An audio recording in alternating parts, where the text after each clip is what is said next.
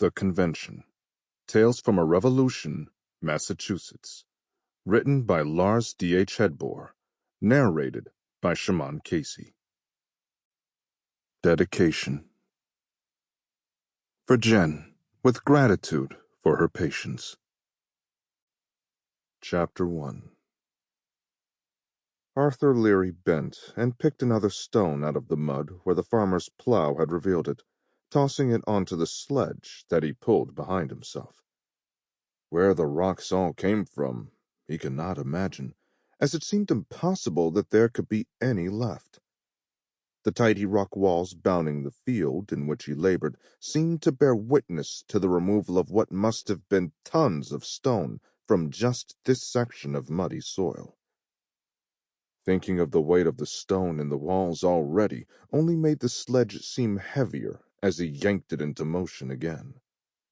Noting his progress by his position relative to the tree that stood on the far side of the boundary, he decided it was time to empty the sledge again before continuing to add to the load upon it. He dragged the sledge to the spot at the edge of the field where the products of his prior passes were already roughly piled, and dropped its rope before trudging back to start tossing rocks off the mud-splattered platform. The mindless, repetitive motions of lifting, swinging, and releasing each stone in turn gave him plenty of time to reflect on just how he'd come to be an ordinary laborer on a New England farm.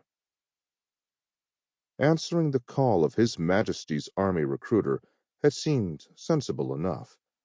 As the third son of a smallholder in a windswept part of England near to the old Scottish frontier, he stood to inherit nothing but his name and a few years of education, if that.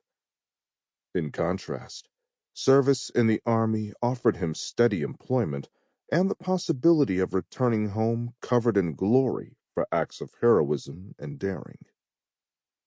The months following his enlistment had been a blur of learning drill and becoming accustomed to the quirks of the reliable old musket they'd issued him.